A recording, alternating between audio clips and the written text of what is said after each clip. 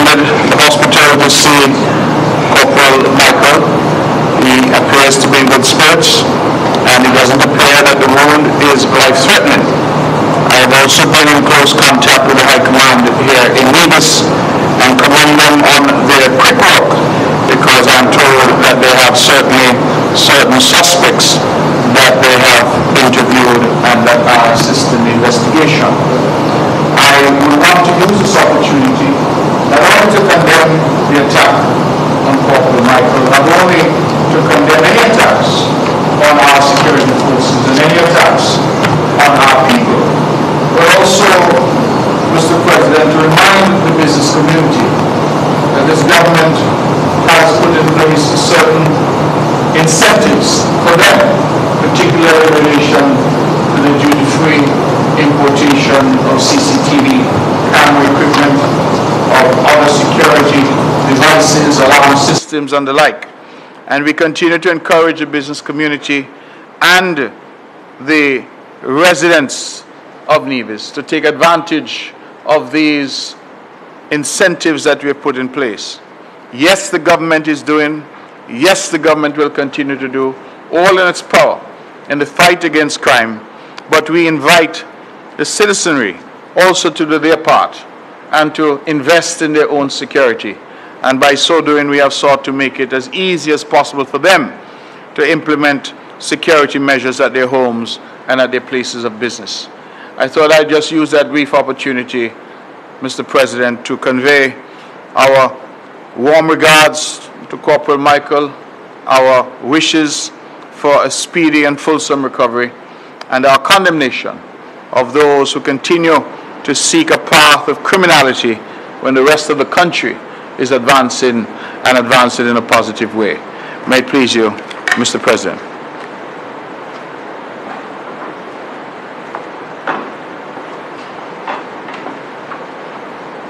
Personal explanations.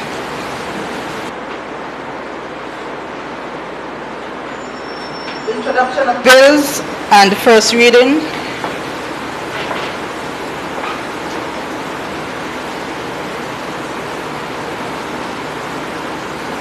Mr. President, I rise again to introduce and have read for the first time a bill shortly entitled the Nevis Business Corporation Amendment Bill 2018.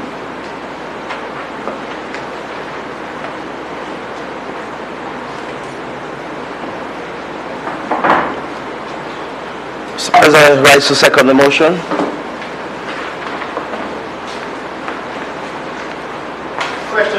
Bill shortly entitled the Nevis Business Corporation Amendment Bill 2018 be read the first time.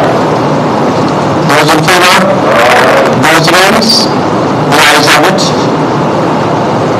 A bill to amend the Nevis Business Corporation Ordinance number 1 of 2017 and for matters related thereto or connected herewith.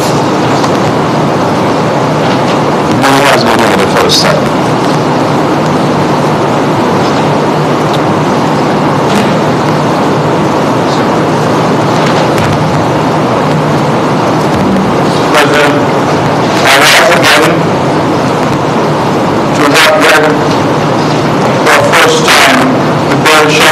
Nevis Limited Liability Company Amendment Bill 2018.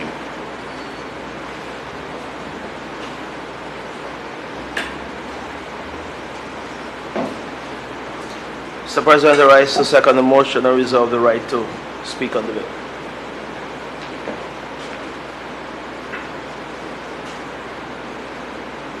Question is that the bill shortly entitled the Nevis Limited Liability Company Amendment Ordinance be read the first time. Second time. First time. Those in favor? Those against? The ayes have it. Public business. Bills second and third reading.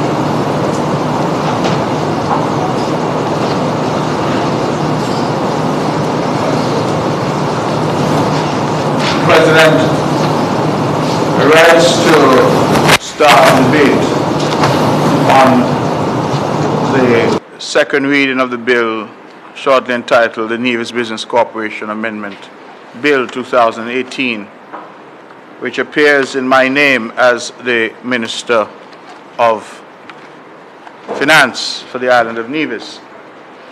Mr. President, it is clearly the end of the year 2018, which is upon us.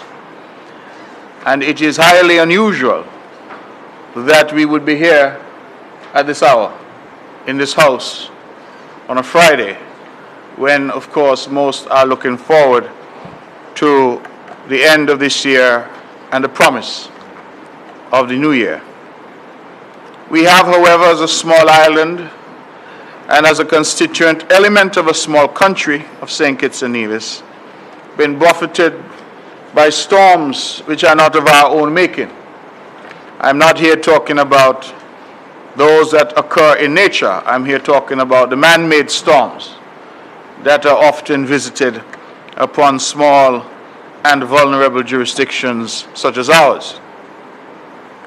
We have been closely engaged, Mr. President, with the international community on issues of tax and tax transparency, on issues of preventing money laundering, preventing terrorist financing, on issues of ensuring that our jurisdiction, long dependent on financial services, continues to abide by and conduct itself in the best possible way and by the best possible standards.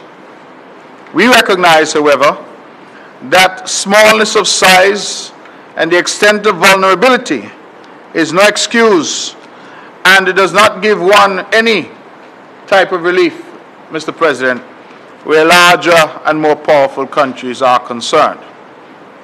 And so today, at this hour, this end of the year, on a Friday, we have come to this house on short notice, given the holidays that have been intervening, to seek to make amendments. And I think the public should understand why we have come and what reasons would have compelled us here today.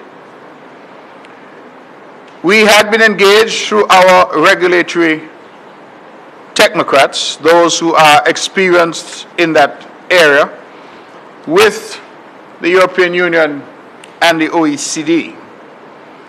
The European Union, Mr. President, had indicated that it had some concerns with the tax regime that currently applies in St. Kitts and Nevis.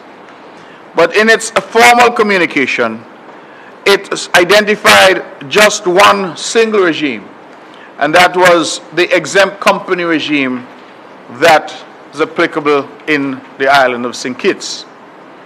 As a consequence, they set a date of December 31st, by which they have dictated that we must comply with certain amendments that are required by them if we are to avoid being placed on a list of non-cooperative jurisdictions.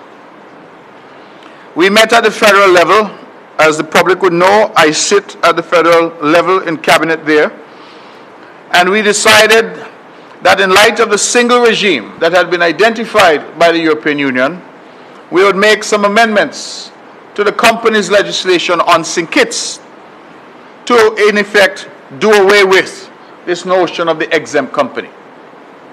And that, I believe, was done, again on short notice, in the middle of Carnival. We went to the house in St. Kitts, I believe it was the 19th of December, if memory serves, and sought to pass those amendments to meet the December 31st deadline, set not by us, but by the European Union. When we thought, with the benefit of expert advice from our technocrats, and also expert advice that we had obtained from Ernst & Young, a firm of international repute that had been hired by us to seek to guide our way forward. When we thought that we had achieved what was required and had met the concerns expressed by the European Union in relation to the one regime, the exempt company regime under the Companies Act in St. Kitts that they had identified, we were shocked, Mr. President, at the proverbial 11th hour to be told by the EU that that is not all that they're interested in.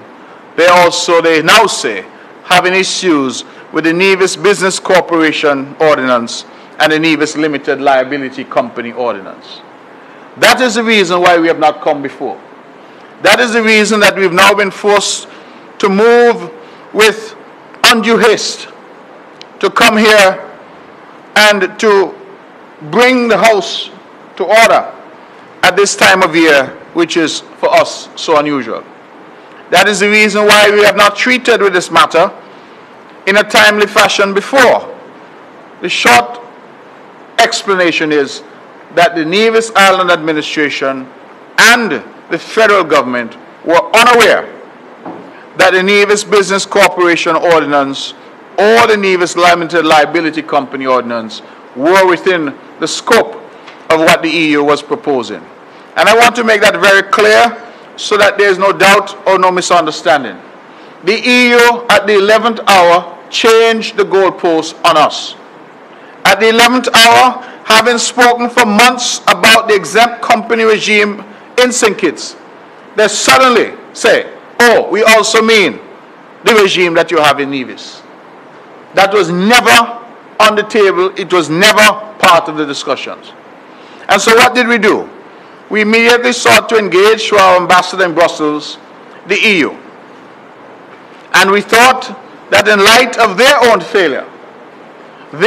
failure to communicate exactly what they were talking about, that they would grant us the courtesy of some additional time within which we could look at the regimes that they now say they're also concerned about in Nevis, and allow us an opportunity, therefore, to do the necessary consultation, to do the necessary analysis of the impact that that would have on the island of Nevis.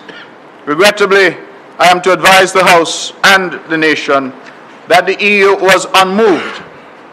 And the EU has said to us, in a sense, that they don't care.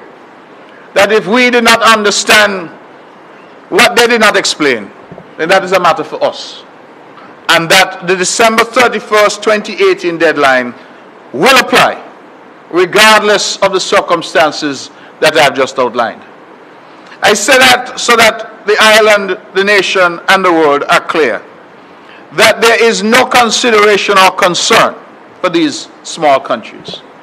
There is no consideration or concern even when, on the evidence, the EU had erred. That on the evidence they had identified one regime, and when we sought to fix that one regime, they then said to us, well, listen, we actually meant 3 regimes, not one. And then when we sought to question as to how they now sought to spring this upon us, Mr. President, they came back with the far-fetched response that the company's regime in St. Kitts is an umbrella regime, and that the 2 regimes in Nevis are but subsets, if you will, of that one St. Kitts regime. Clearly that is a nonsense, and I believe that the EU knows it to be a nonsense, but nevertheless this is what they've proffered to us as the explanation as to why we could not be granted additional time, mere weeks or months, so that we could do a proper analysis. And why would that proper analysis have been helpful? We must recognize that in the island of Nevis, financial services contribute significantly to the public purse. We must recognize, Mr. President, that on the last numbers that I saw, the contribution of the financial services sector to the coffers, the inland revenue of the Nevis Island administration was almost 10%. Of that, the Limited Liability Company and the Nevis Business Corporation Ordinance, those 2 entities account for the lion's share of what we do on the island of Nevis. It therefore is no easy matter for us to come here today, because if we are to do all that the EU and others require us to do, we run the risk, Mr. President, of wiping out by the stroke of the legislative pen an entire industry. An industry that not only provides revenue to the government, It provides rental income to those around Charlestown who have invested and have built office spaces. It provides good paying jobs to locals and others who are engaged in this all-important industry. And it proposes to wipe out an industry that we in the island of Nevis, by our sweat, our tears, the application of our intellectual capacity, have built since 1984. In essence, it wipes out decades of effort by us, the people of Nevis, to advance ourselves and to meet the developmental needs of the island and the people who call Nevis home. So this is not an easy matter.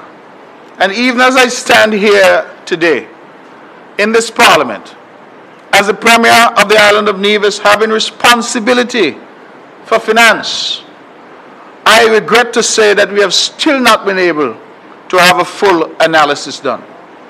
I regret to say that at this point, the EU having sprung upon us this new development, that the entities in Nevis are also within the scope of what they require dealt with by December 31st.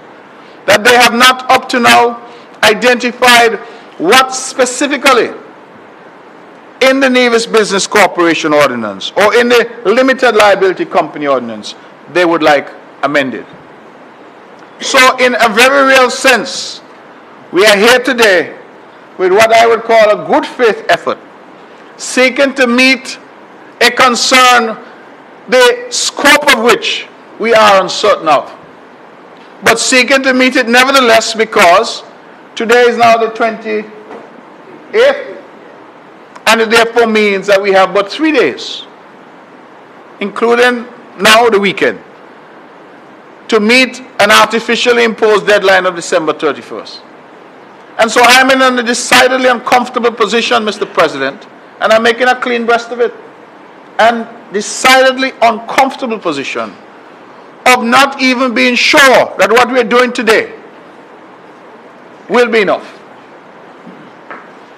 But I think that the island and the nation should, at the very least, appreciate that we're here doing as much as the advisors to the government have indicated needs to be done. But nowhere have I seen any document from the EU, approached as they are in Brussels, to say to us that A, B, C, and D are our concerns, and E, F, G, and H is what we want you to do to meet those concerns. And so we have come here today on a Friday morning, on the eve of the new year, have come with what our technocrats are telling us might suffice, with what the advice we have had from Ernst & Young is telling us might suffice, but with no assurance whatsoever that what we're doing will suffice. So we have engaged the EU through our ambassador in Brussels. We have already sent, Mr. President, I am sure even before the clerk saw the amendments, we sent them off to the EU. I want people to think about that. That we are in the Nevis Island Assembly, legislation proposed in this assembly, and even before we bring it here and members on the government and opposition have seen it, we have to send it to Brussels to ask them if it's okay. That is our reality. That is what we are dealing with. And to this date, I am not certain we've had any response from Brussels. So we don't even know as we stand here whether what we sent them and asked if that is okay is in fact going to be okay. Because they never told us initially that the Nevis regimes were part of their interest. And having told us only the last few days, I'm sorry, Mr. President. Having told us only in the last few days that the Nevis regimes are in fact a part of what they're seeking to address, and that the December 31st deadline is a hard deadline, that they will not seek to change in any way to accommodate their lack of clarity, they have now, even now, not said to us what exactly about the regimes in Nevis they find offensive, and what steps they're requiring of us to fix the regimes. And so we are here in a good faith effort, because that is all we can do. But an effort which demonstrates our willingness to be responsive to accusations and allegations when they come that our legislation is somehow deficient. Now, I made the point elsewhere when we debated this in St. Kitts. I don't believe, Mr. President, that there's any value or any added gravitas in repetition. But it does grieve me substantially to stand here today, a sense of being compelled to do something, which, as I said, we're not even sure. Is this something that they want us to do? And they have not even extended to us the courtesy. The technocrats here, many of them are in the parliament. I don't think they had a Christmas this year. They were called upon, and I want to go on record to commend them, Mr. President, because they were called upon to spend their Christmas seeking to come up and put themselves in the minds of those in Brussels to determine what it is they are so troubled about, and to seek, therefore, to propose amendments to come to this House today. So they would have given up of their time, their holiday, time that they should have been spending with families, to be here and to make sure that Nevis can make a good faith effort to meet whatever the concerns might be of this body of nations in Western Europe called the European Union. And I thank them for that. I apologize to them for having imposed on them, but I believe it is an indication of their own commitment to this island that they serve and their commitment to their country. We talk a lot about country above self. I think this is an example of that, and I want to thank you all and go on record, the legal department, those in regulation, Permanent Secretary in Finance, and others who were engaged in this process. They sent me emails at all hours of the day and night, seeking to get us to this place. And it would be a travesty of gargantuan proportions, Mr. President, if after all this effort, the EU still says to us, you haven't done enough. Because, as I say, as I stand here, we have not up to now heard a peep from Brussels to tell us whether what it is we are proposing is indeed the mischief that they want corrected.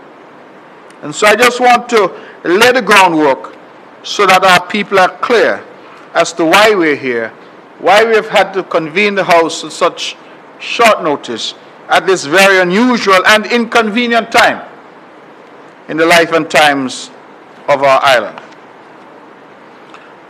Mr. President, we feel that the actions of the EU are grossly unfair. But we understand that it perhaps is of little value for us to remonstrate. It is of little value for us to complain. Because, as I have laid out, even when they're wrong, they're still right. Might has now become the order of the day. And even when they're wrong because they have not communicated in a sensible and efficacious manner, they're still right because they have the might. I have said elsewhere, and I want to go on record in this House as saying, that the EU is particularly obnoxious in their behavior. Their conduct is particularly galling because the EU is not an international organization. The EU is no different to CARICOM. It's a grouping of countries which, in their case, because of their financial muscle and their economic might, have abrogated unto themselves the right to dictate to other countries what other countries must do. The EU is not an emanation of the United Nations. It is not, for example, the OECD, which is open for membership from other countries. The EU is not open to us. Nevis, the government of Nevis, indeed the government of St. Kitts and Nevis, can never hope to sit at a table with the European Union. We can never hope to sit in the Council or the European Parliament. We have no standing whatsoever because we are not a European country. And that too the public must understand as we evaluate how difficult it is and how treacherous it is to seek to make one's way in today's world, Mr. President. To assess the hostility which is directed at small, vulnerable countries, which oftentimes do not have the capacity to respond, and which oftentimes, even with the scarce capacity and scarce resources that we have, are not given the time nor the consideration. The EU didn't say, we think that there's a problem here, let us discuss it. Let us send our tax experts, which we have in the thousands, to Nevis to consult and to advise. Let us set up some form of assistance so that the people, not only of St. Kitts and Nevis, but of the region and of the world, small, vulnerable nations who lack capacity, can be strengthened. They're not interested in all of that. You hear what I tell you? 3 or 4 days ago they tell us, you are now included. And we don't care what you do, you must meet the same deadline that others have to meet. And that is why I'm standing here in a very uncomfortable position, advancing legislation which I myself am not sure is going to achieve the desired end. Could imagine, Mr. President, who would want to be in that position? And we find ourselves here, again, not because of anything we have done. It is popular in our country sometimes for those in opposition and those who have a contrary view to point to some failure on the part of the government. There's no failure here. There's absolutely nothing that we have done or failed to do. Because had the EU articulated clearly to us that the Nevis regimes were part and parcel of their concern, then we would have responded. Our technocrats would not have had to spend Christmas dealing with this, because we could have responded to this a long time ago. But we were never afforded that privilege. And so here we are. Some very good talking points have been developed for me. The technocrats have handed me a document here which is full of information. But I believe, Mr. President, that my duty today is not so much to talk about BEPS and what it means and the effect, to talk about the various regimes. My duty today is to sensitize our public of the realities of existing as a small island nation in today's world. The reality is that those who are powerful have little regard for. And I ask the question rhetorically, and I'll ask it now again. Would the destruction of a significant part of the Nevis economy be of any value to the people of France? Would it be of any value to the people of the Netherlands or of Italy? Would it benefit them in some way in Estonia? And the short answer is they would not even notice. And when you do something simply because you can, without regard for the impact that it has on the real lives of the people of a small island such as this, it tells me that what you're engaged in is odious, it is contemptuous, it is obnoxious. Perhaps you will discipline me and say that those words are unparliamentary. But that is how I feel.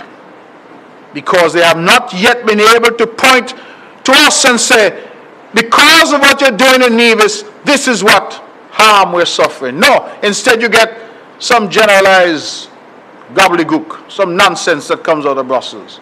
Sometimes I wonder, English is not their main language, so I wonder sometimes if they understand English. Because if today you're going to say to us that the NBC or an LLC are are subsets of the companies acting sinkers. It tells me you have no idea what you're talking about. And you have not even given us the courtesy of informing yourself so that we are talking about apples and apples, not apples and oranges. And that is the difficulty that I have. The attack, and that is what it is, will have zero effect on the people of the European Union. All the hysteria that you have, I picked up the other day newspaper in the UK. I see some nonsense byline. Nevis, the most secretive place on planet Earth. Nevis, where everybody know everybody business. The most secretive place on in a UK newspaper. A UK newspaper. And you know if it's printed there, oh my God, it must be reputable. But Nevis, I said Nevis more secretive than North Korea.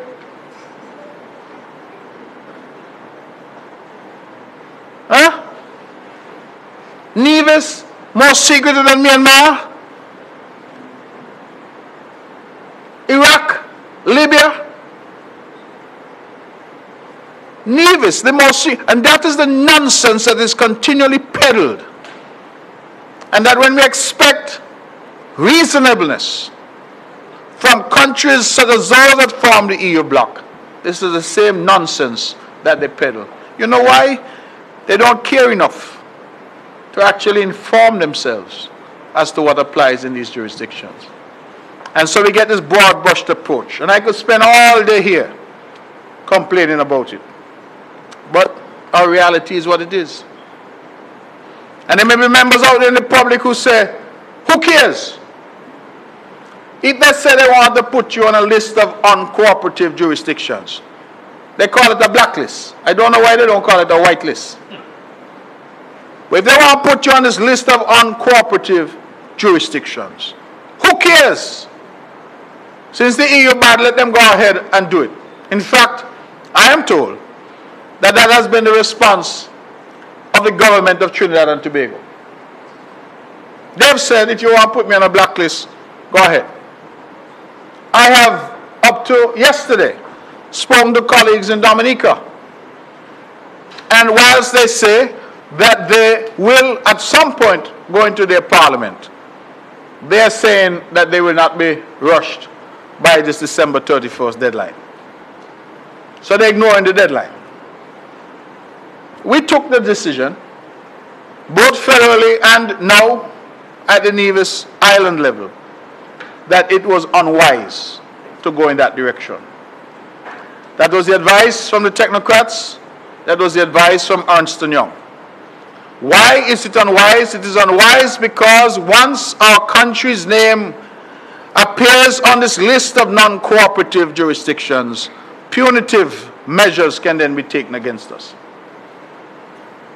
And amongst those punitive measures is, of course, the reputational risks to the country, where those wanting to do business in St. Kitts and Nevis will now look at this list and say, that is a rogue nation. That is a country where a body in Brussels, the EU, has said that they're not cooperating, they're not operating at the standards required by the international community. And so that is what we are faced with. The island may not know, but it should know that our banking sector has been under threat. That many of the banks in St. Kitts and Nevis, like the banks elsewhere in the Caribbean, have lost their correspondent banking relationship. If you, Mr. President, like many of us, has ever tried to send money abroad through the banking system, you understand that whilst you deal with the Bank of Nevis or National Bank or whomsoever, that it goes through a system and would use a correspondent bank, normally in New York, London, one of the money centers in the world. We have been losing that. And why have we been losing it? We've been losing it because of the ludicrous claims in papers of supposed good repute in the UK and elsewhere that we are so secretive, the most secretive place in the world. That what we engage in down here is harmful. That we're a haven for tax evaders. that we're engaged in all manner of skullduggery. Nobody has bothered to stop to say it is not true. Saying that these islands are doing well and are conforming to international standards, that isn't sexy. Perhaps that is unparliamentary. That isn't attractive. That doesn't sell papers. What sells papers are the lurid headlines, which suggest that every man, woman, and child down here in Nevis is a pirate, involved in all kinds of skullduggery. All of us have suitcases of money under our bed. And anybody could walk in here with a straw hat and sandals, with a suitcase full of cash, and take it into our banks. That is the nonsense that is peddled, and the nonsense that we keep having to respond to. You think I feel good I have to be in the house today? You think I feel good that all these good ladies and gentlemen here have Christmas party and ham and turkey to eat, and they have to be here today? I don't feel good, Mr. President, that the man of your stature, you have to come here today on a Friday, and the clerk and all of those who are gathered have to come here to respond to what? Perception, which has become our reality. A perception shaped not by us because we do not have the resources sometimes to shape our own perception. Shaped by others. So the public must know that a lot of our banks have been losing their correspondent banking relationships in a process that the first world rich countries refer to as de-risking. You hear what they say? They are getting rid of their risk. They are de-risking. And by de-risking, they mean they're retreating from the Caribbean and from small jurisdictions such as ours. They blame or point to all the atmospherics, all the noise, uncooperative, money laundering, tax evasion, all of these things.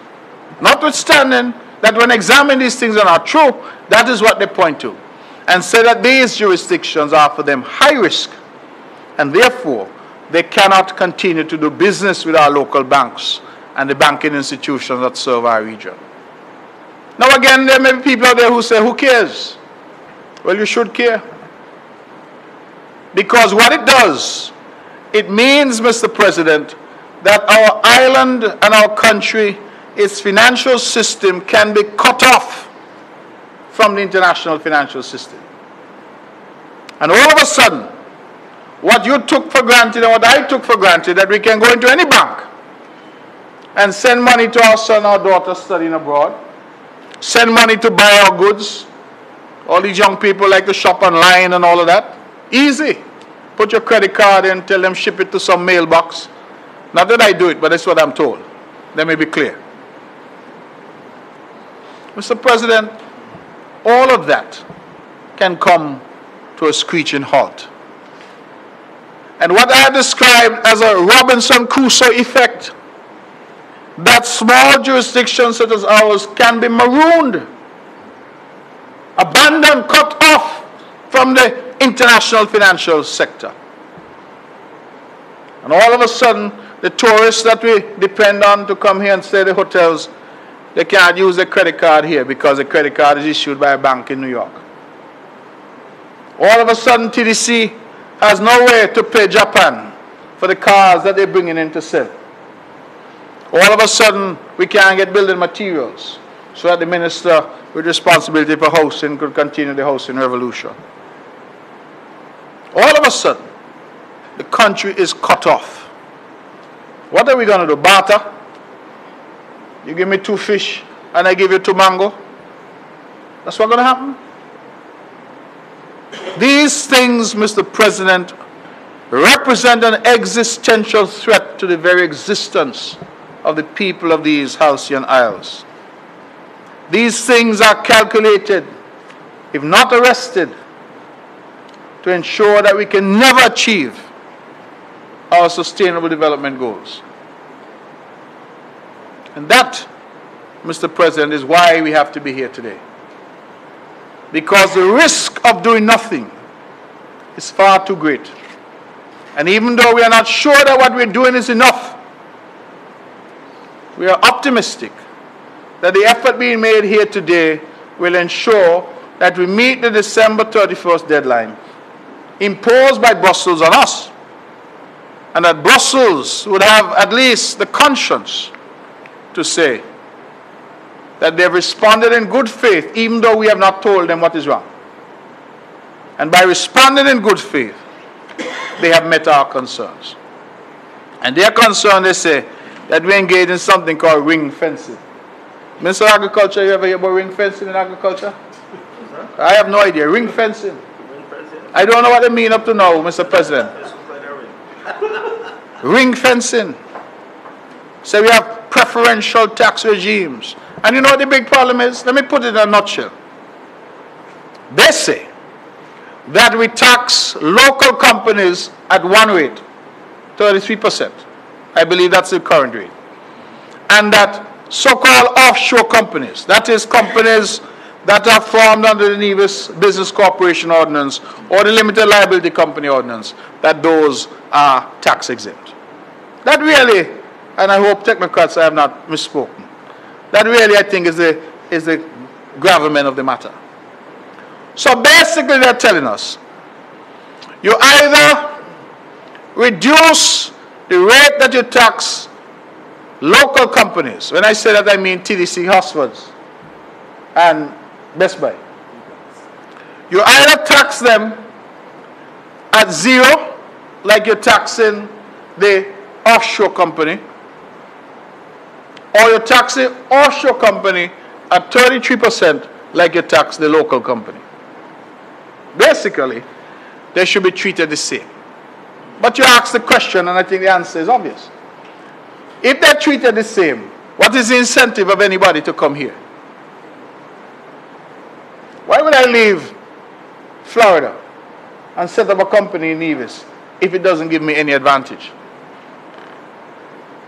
Why would I, say from South Africa or from Taiwan or from wherever, call a service provider here and say, could you establish so-and-so for me? If I then will be subjected to the same treatment as somebody who is here, doing business here, living here, working here, and making their money here. And that really is what it comes down to. The effect of what they're saying, whatever colorful language you want to use, ring fence, harmful, preferential, whatever language you want to use, the effect of it is to say to small jurisdictions such as us, you will implement a tax policy that is acceptable to us in the EU. Mine, I can't stay in Nevis and tell France. I could never be so presumptuous to say to President Macron, Macron, my boy, you're taxing your people too high. Macron just announced some taxes on fuel, and the whole of France and Paris, the streets are burning. I don't know if they're still burning, but they were burning up to about 2 weeks ago. What they call them, yellow jackets? People wearing these vests and going out and protesting because France and the president of France has the capacity and the ability and the sovereignty to impose for France their tax policy. But St. Kitts and Nevis doesn't have the same capacity. You see, when I say might has become right, I can't tell Macron what he must do. If I could tell him, I would tell him he's taxing the people of France too high. I would tell him that perhaps instead of putting pressure on us to implement their tax policy, the EU should look at the high tax rates that they have in the EU, where they tax you from your born until you're dead. And then even after you're dead, they continue to tax you because they have estate tax up there too. That is how they have ordered their society in their countries. Well, if they have the right to order their societies and their countries in that way, why are they telling us, Mr. President, that we do not have the right to order our societies in the way that we wish? I believe nearby St. Martin doesn't have any, no import duty. That's correct still in St. Martin? No import duty in St. Martin. I can't tell St. Martin that they're wrong. That is how they have set up their tax structure. St. Kitts and Nevis has no personal income tax. For decades, what you earn, other than your social security and your social services levy, you take home what you earn.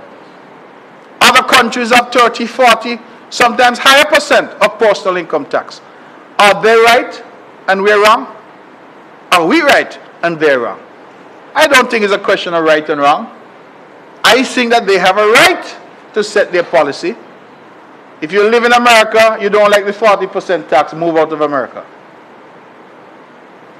The irony is, even if you move out of America, America taxes you on your worldwide income. So that is why some now are giving up the American passport. They say we're not only moving out of America, we don't want nothing to do with America. Because America says once you're an American citizen, you pay tax on your worldwide income. Even if you earn no income there, you still have to pay tax on it. That is their system. It is not for me, Mr. President, to tell President Trump that he's wrong. He say he want to build a wall now. Why are you going to tell him don't build a wall? I could tell him so. I have a lot of good wall builders in Nevis. Maybe you should hire some. But they have a right to order their countries in the way that they see fit. But whilst protecting their right, they say to us, you don't have the same right. That is the world in which we now live. And we need not sugarcoat it because that is our reality. Mr. President, we have two bills. I have risen to my feet to speak to the proposed Nevis Business Corporation Amendment Bill. But I don't want you to feel that I intend to detain you with a similar lengthy speech when we come to the other, because what I'm saying is applicable to both. So if I can now look at the content of the bill itself. In order to comply, as I've said, with this artificial deadline fixed by the EU, they have something they call a Code of Conduct Group. Here they call themselves, it sounds so benign, Code of Conduct Group. We have come to amend the Nevis Business Corporation Ordinance, which is number 1 of 2017. And we have come to do so by way of the Nevis Business Corporation Amendment Bill 2018.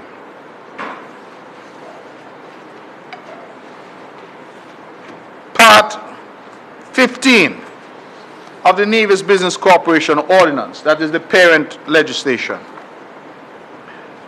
We are removing that part,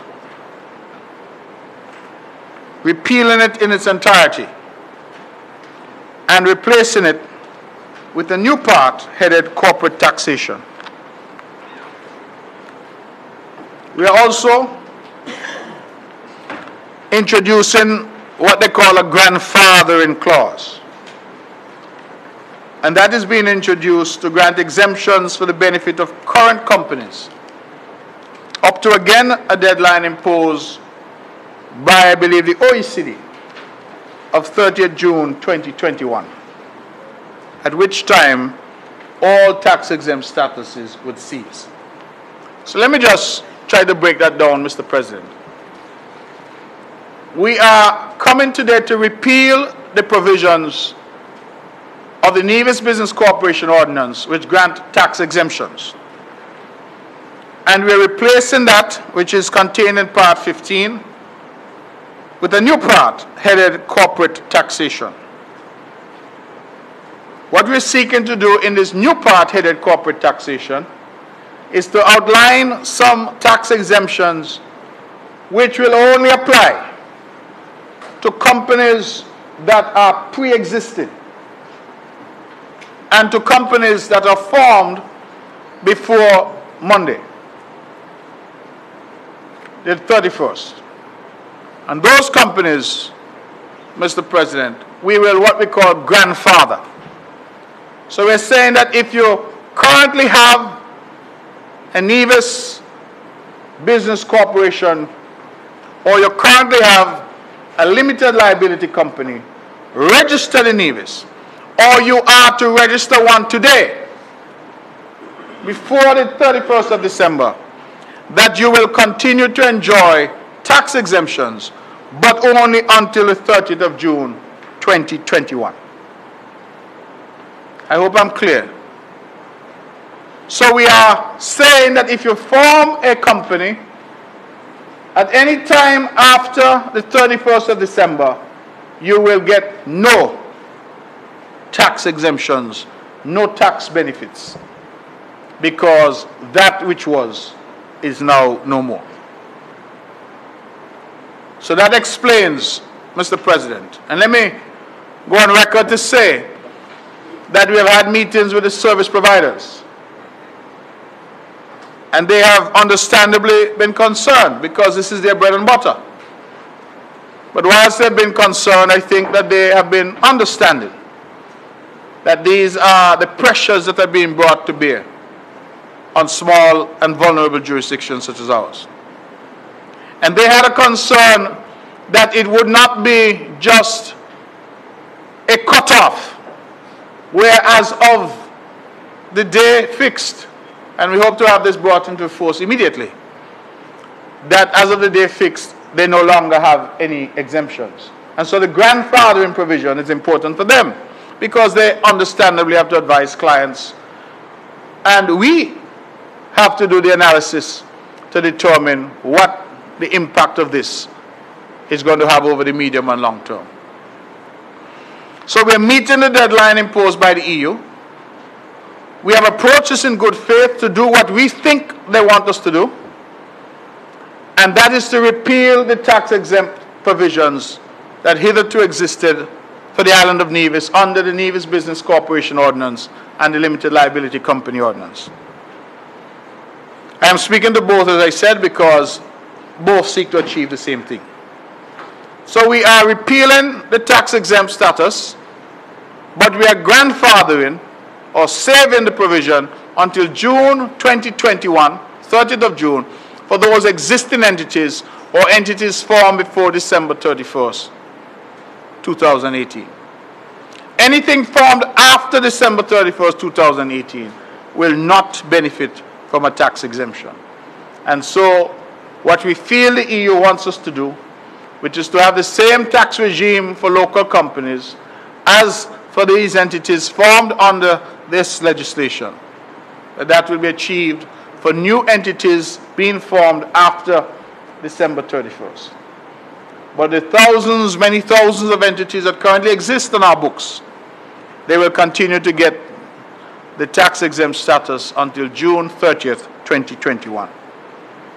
We are hopeful, Mr. President, that this will persuade those in Brussels not to put us on a list of uncooperative jurisdictions.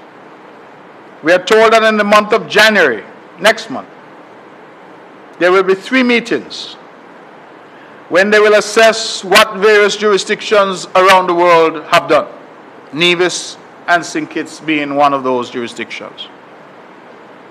And that by February of 2019, they will publish their list of uncooperative jurisdictions. So, if today we have not done enough, or if today we have sought to treat an issue which is not the issue that they want treated, then it means that we may very well have to come back in the fullness of time. It is my hope that with the deliberate expertise and the application of that expertise by the technocrats, by Ernst & Young, who was hired at the federal level to assist, that we really have found the solution and are addressing the problem that they say they have. But we are not sure. We, however, remain hopeful. So what are we going to do now? I just saw an email just this morning which says that we must do all that we must. We don't have the luxury of sending this out after the first reading for consultation and discussion. We must come in here today and do first, second, third, passed into law, gazetted, and hear what we're told. that we must do everything in our power to get the final gazetted version of this to them before the 3rd of January. Because apparently their first meeting is going to occur shortly thereafter. So they want to know, not only that we say we're going to do it, Mr. President, but that we have done it.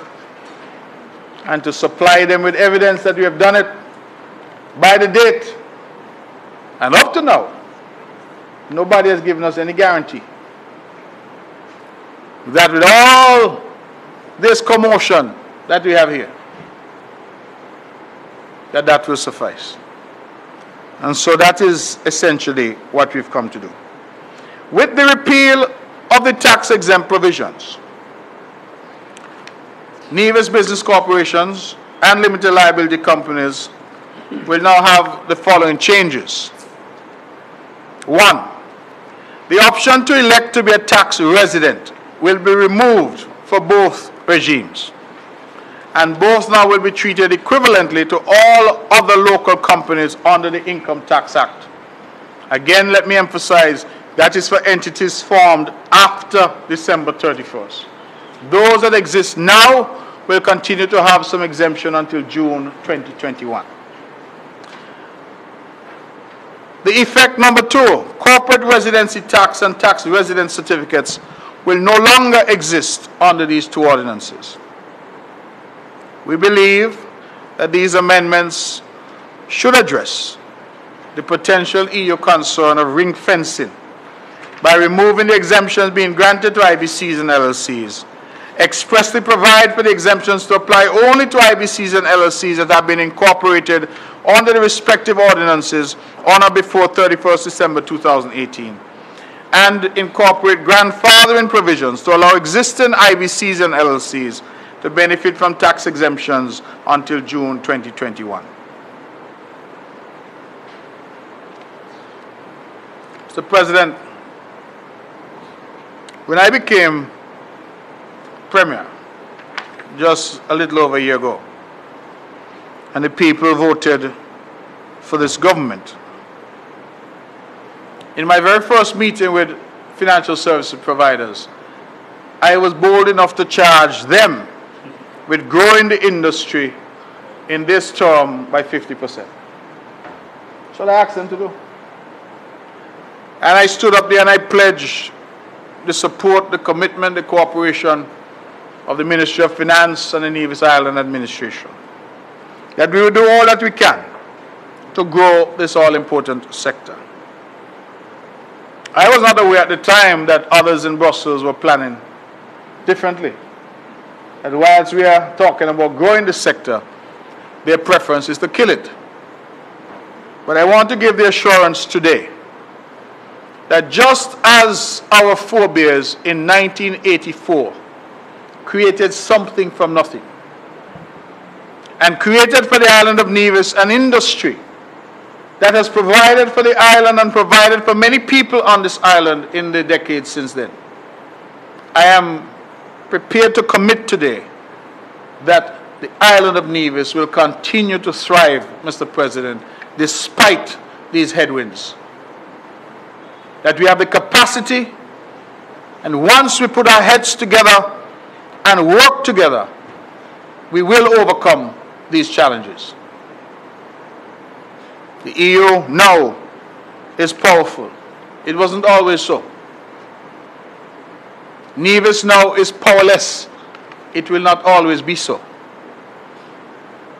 And so I would want to give some comfort to the service providers and those in the industry who might be listening to this debate, that my pledge to work with them to grow this industry has not wavered, and that when one door closes, we must engage our minds to open others.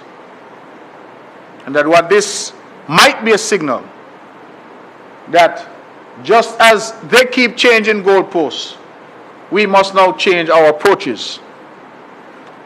And what was perhaps the mainstay of the industry all these years, we must now look to new products and see how we can apply our minds as those in government and in the sector did in 1984 to create something. And we have the ability. I mentioned 1984 because in 1984, what was there in Nevis? Really? What was here?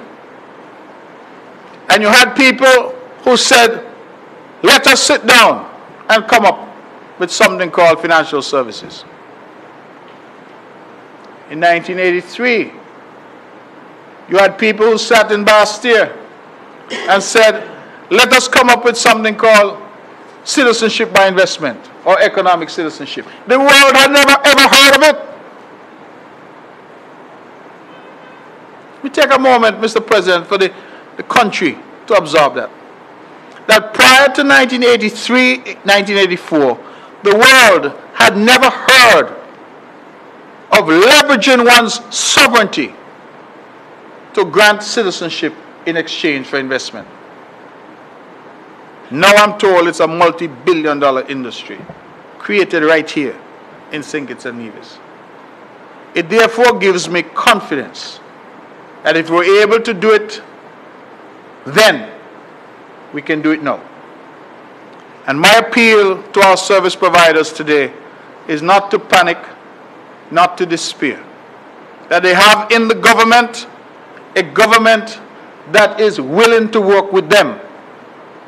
And that we are prepared to meet these challenges together, Mr. President, to ensure that this sector is protected and that we can move forward together and ensure that the jobs, the revenue, the income, and all the attendant economic benefits that this sector brings to our island, that this continues. Mr. President,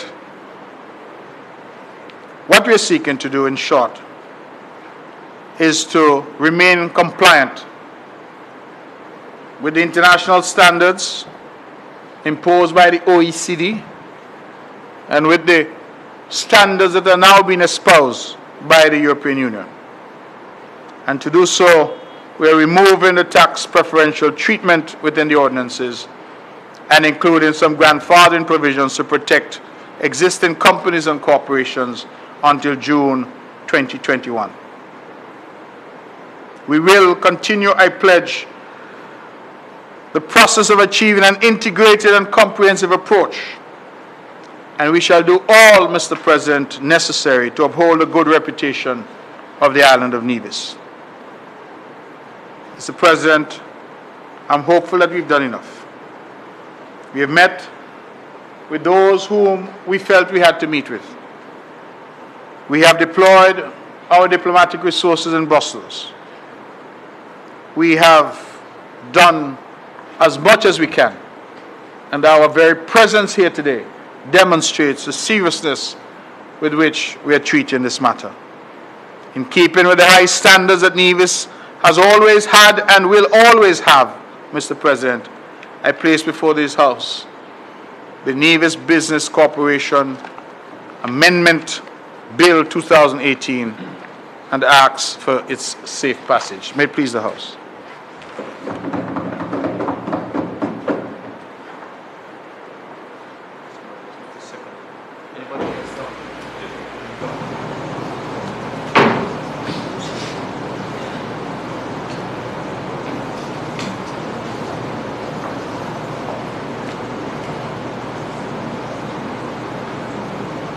Mr. President, I rise to lend my voice to the bill that is before this honorable House. Albeit, Mr. President, reluctantly and certainly with a heavy heart. Mr. President, I just want to reflect for a moment. And I just want to take our people back, Mr. President, back in time. Because, Mr. President, it's happening again. It is happening again, Mr. President. Mr. President, we have seen the obstacles that were placed in the path of King Sugar, Mr. President. We have seen it. And where is King Sugar today, Mr. President? Mr. President, we have seen the obstacles that were placed in the path of Queen Cotton. Where is Queen Cotton today, Mr. President? Mr. President, banana, our CBI program, and this constant attack, Mr. President, on the offshore sector. But Mr. President, I simply want to ask one simple question. What is in it for the people of Nevis, for the people of St. Kitts and Nevis? These constant attacks, Mr. President, on the livelihood of these small and vulnerable territories, what is in it for the people? It is a simple question, Mr. President. But I want our people to reflect and to ponder and to think about these things. Mr. President, there's a lot of talk about marijuana and the legalization of marijuana. If we were to legalize marijuana today, are we going to see similar attacks, Mr. President, placed on? And it's just a question, Mr. President.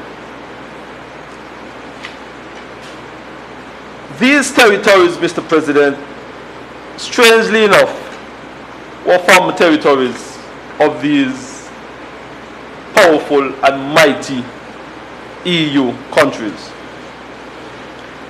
And I want our people to recognize that no matter how we try to develop and to come of age, as it were, there will always be this attack. But I believe, Mr. President, that we have been forged in 400 years of slavery. We have spent many, many years on plantation in the hot sun. We have lost many of our people on that journey from Africa to the Caribbean, and we have survived. We have survived. And we will survive, Mr. President. We will survive, Mr. President, because our people are a people who are determined to survive. And we will survive. The mover of this bill, Mr. President, is our chief diplomat, and I believe it was challenging for him this morning to bring to bear all of his diplomatic skills in this presentation. But I want to say, Mr. President, that while we seek to carve out these niche for our various countries, our various diplomats, Mr. President, I believe would have to shed those diplomatic language and say to these people that we are a people that is desirous of taking our place on the world stage. And Mr. President, like I said, I lend my voice reluctantly and with a heavy heart, because this attempt to stifle, to keep us in check, as it were, to make sure that we don't emerge and take our rightful place continues. But I have every confidence, Mr. President, in our people that we will survive and we will continue to move ahead, Mr. President.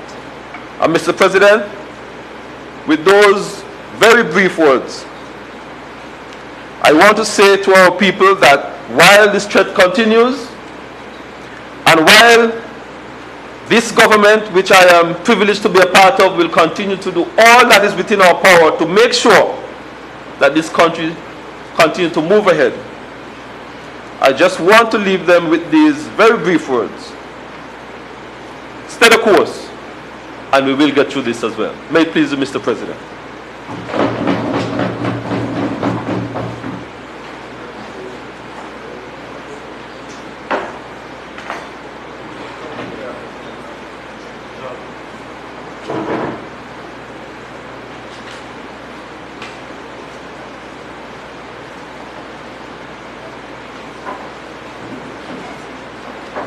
Mr. President, I rise to conclude the debate on the second reading of the Nevis Business Corporation Amendment Bill 2018 and thank my brother, the member from number 1, for his support, and the other members who have not risen to their feet but I believe are equally supportive, and therefore move that this bill, shortly entitled the Nevis Business Corporation Amendment Bill 2018, be read a second time.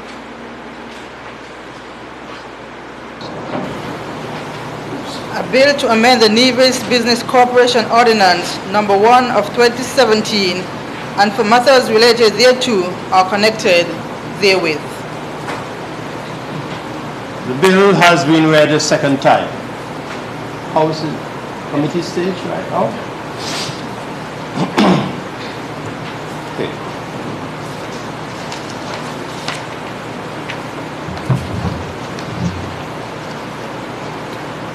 Clause 3.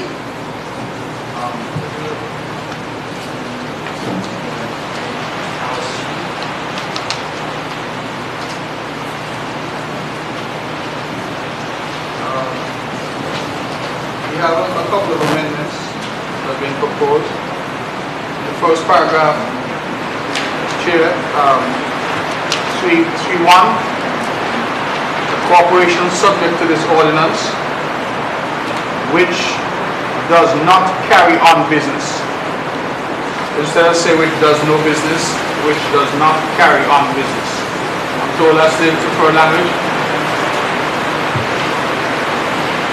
At paragraph 3, no corporation shall be considered to be carrying on business instead of doing.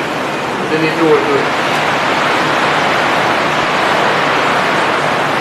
At 3D, we say maintain an administrative office, common O instead of the capital O. Those are the changes that have been suggested for clause 3.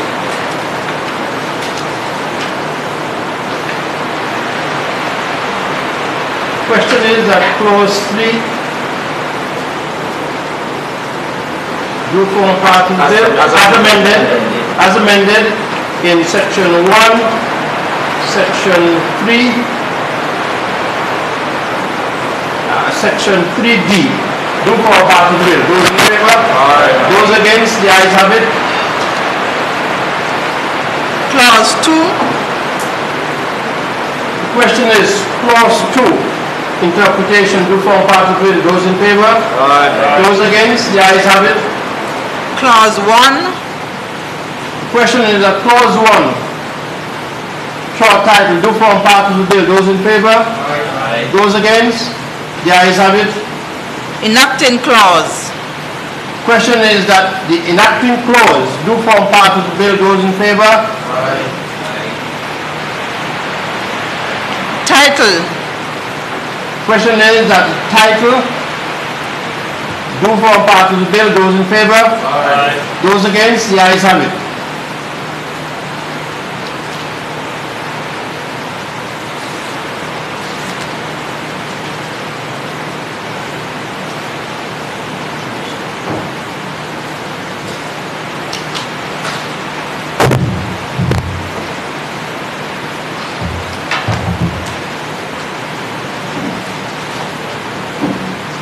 Mr. President, I'm pleased to report that the bill shortly entitled the Nevis Business Corporation Amendment Bill 2018 has passed through the committee stage with minor amendments, and I move that Standing Order Rule 57 be suspended and that this bill be read a third time and passed. And just to indicate for the benefit of the House that the fiat from Her Honor, our Deputy Governor General, has been obtained and has been shared with the clerk.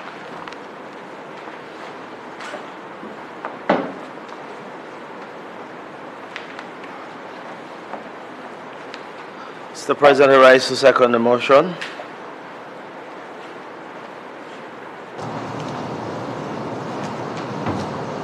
Question is that the bill shortly entitled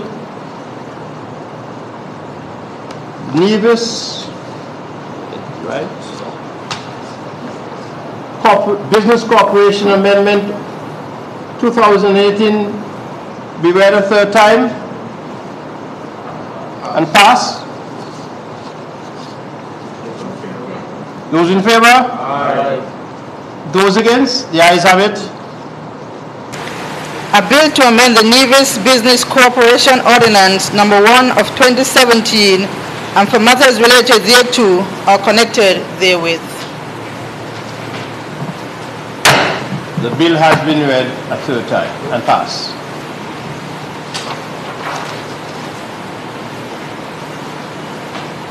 Mr. President, it's my duty to rise again on and seek leave of this honorable House to have read a second time and to commence the debate on the Nevis Limited Liability Amendment Bill 2018.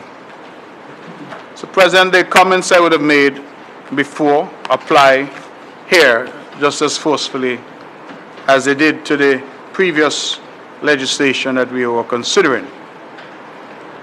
Just for specificity, the public should know and the House should know that the amendment that is proposed repeals Part 16 of the Principal Ordinance, Tax and Exemptions, and replaces it with a new Part 16 which deals with corporate taxation.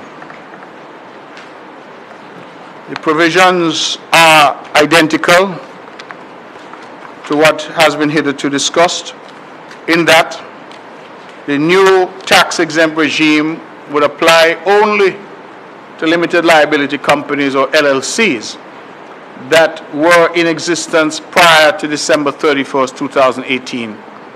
And those will be grandfathered and enjoy tax-exempt status until June 30th, 2021. Any LLC formed after December 31st, 2018 will not enjoy any tax-exempt status and will have no status different from a perspective of tax and tax applicability to what we refer to as the local companies under the Companies Act and the Income Tax Act. We have, as hitherto indicated, sought to come here today and to do this to meet a deadline imposed on us by the European Union of December 31st. And we hope, the same hope that we expressed moments ago, that what we're doing will suffice to ensure that St. Kitts and Nevis avoids being placed on any list of uncooperative or non-cooperative jurisdictions when that list is published by the EU in February of 2019. We will seek to move with alacrity to get these amendments passed today, hopefully with the support of the House, gazetted and sent off to Brussels so that we can meet the deadline that they have imposed upon us. With those very few words, I wish this bill, shortly entitled the Nevis Limited Liability Amendment Bill 2000, Nevis Limited Liability Company Amendment Bill 2018, safe passage for this honorable House.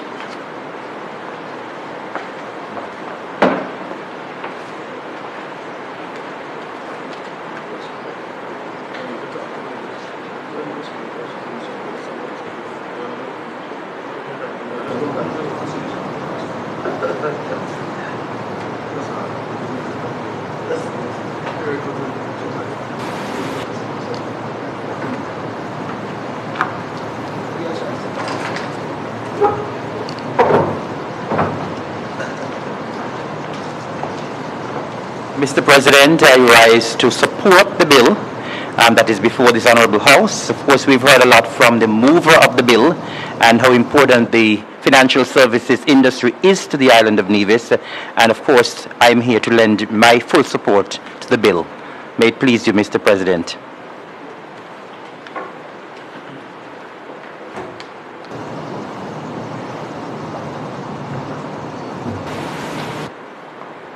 Mr. President, that's the kind of debate that we would prefer, short and to the point.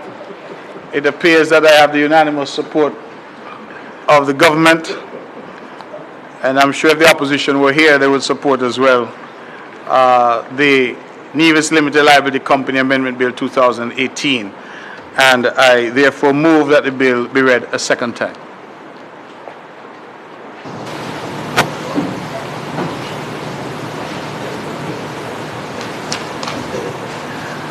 Mr. President, I rise to second the motion.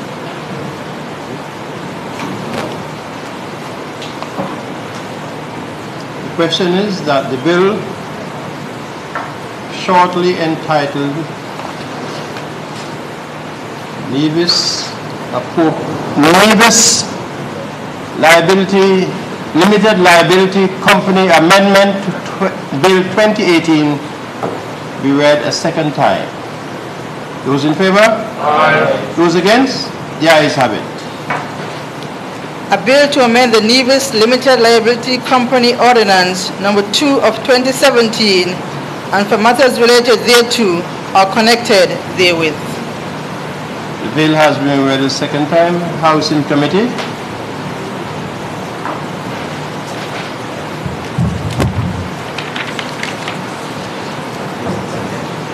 Clause 3.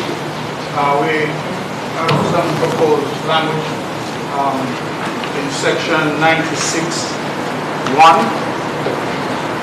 A limited liability company subject to this ordinance which does not carry on business. So we remove the word no, and we say does not carry on business. At paragraph 3, Mr. Chairman, no limited liability company shall be considered to be carrying on business in Nevis. Could you go over that again for me, please? 96. 96, yes. Paragraph 1, clause 1. A limited liability company subject to this ordinance which does not carry on business. So we remove the no. Instead of saying does no business, we said does not carry on business. Yes. Section 3, 96(3), no limited liability company shall be considered to be carrying on business. Instead of doing, we remove the word doing.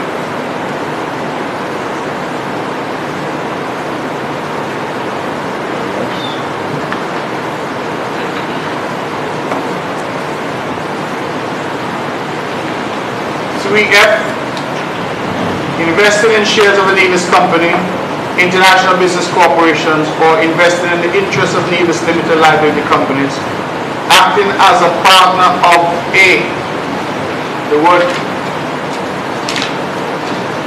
it's a word or letter, a,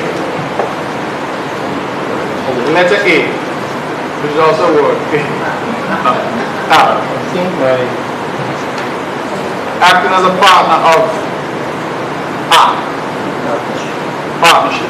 You have that change? No, I don't. I think I have 3F. This is 3F, Mr. Chairman? No, I think there's a mistake with my... I apologize for that. I can pass a copy. I have an extra copy. Chair, that would be of assistance.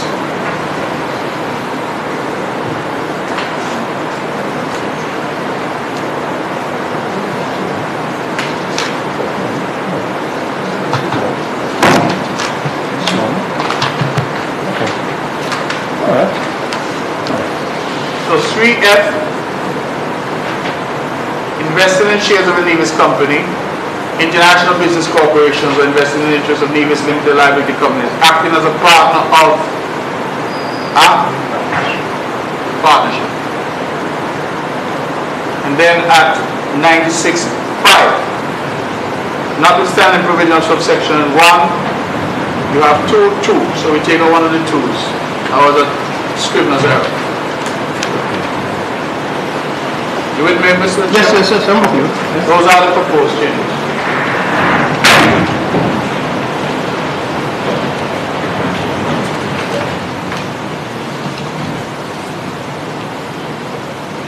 So the question is that section 3 with amendments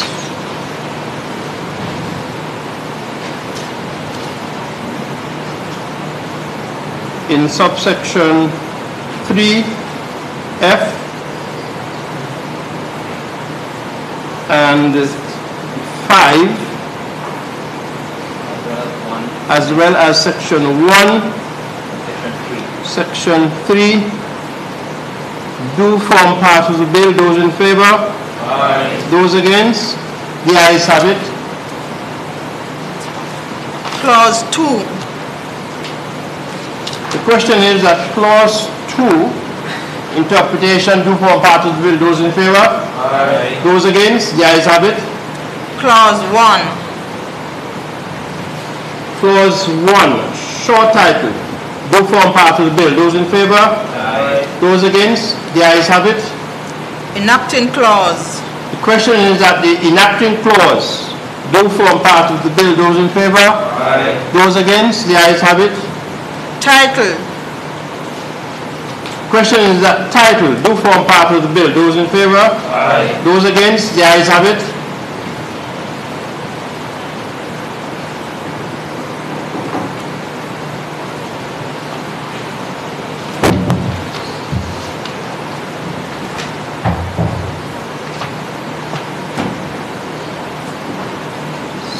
President, I rise to report that the bill shortly entitled Nevis Limited Liability Company Amendment Bill 2018 has passed through the committee stage with minor amendments, and to move a motion that Order 57 be suspended to allow this bill shortly entitled Nevis Limited Liability Company Amendment Bill 2018 to be read a third time and passed, and also to indicate that the fiat from Her Honor, the Deputy Governor General, has been obtained and has been shared with the Clerk of the House.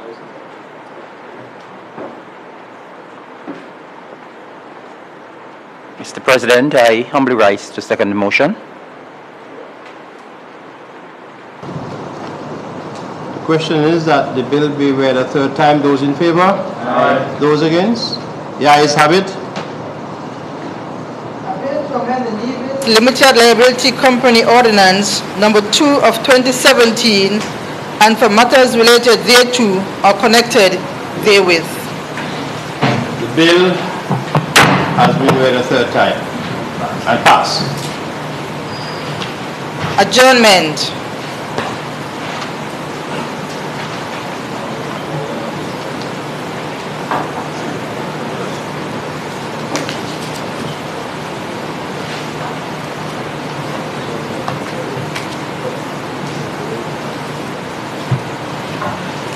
Mr. President, I rise, seek your leave to have this honorable house adjourned, sign and die.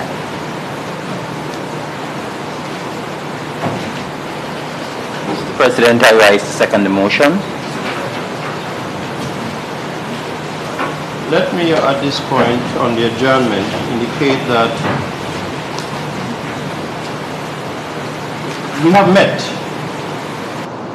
and from all indications some people were wondering what it was all about. But I am persuaded and assured that having met this morning show that how serious the Parliament or the government is in terms of ensuring that the interests of the people of Nevis is in good hands. And therefore, I now propose that the House be adjourned, sign and die. Those in favor? Aye. Those against? The ayes have it. House adjourned.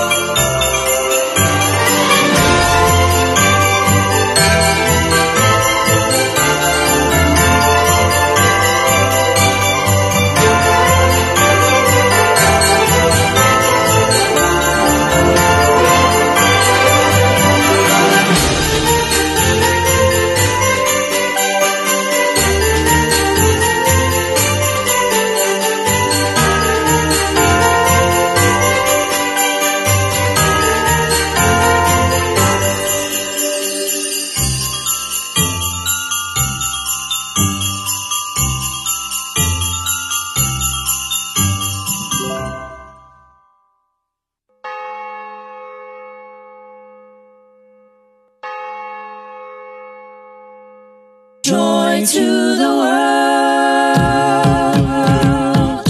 Joy to the world. Oh, joy to the world. The Lord is come. Let earth receive the King. Let every heart prepare Him room. And heaven and nature sing. Heaven and nature sing. Heaven and nature sing. Heaven and nature sing. And heaven and nature sing. Oh, joy to the world. From our family to your family, happy holidays. Felices fiestas.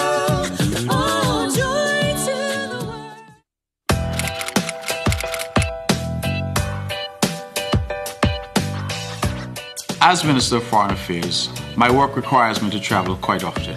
When abroad, I stay in touch with Nevis and all that is happening here by using the Nevis TV mobile app or logging on to nevistvonline.com. I suggest you try it as well.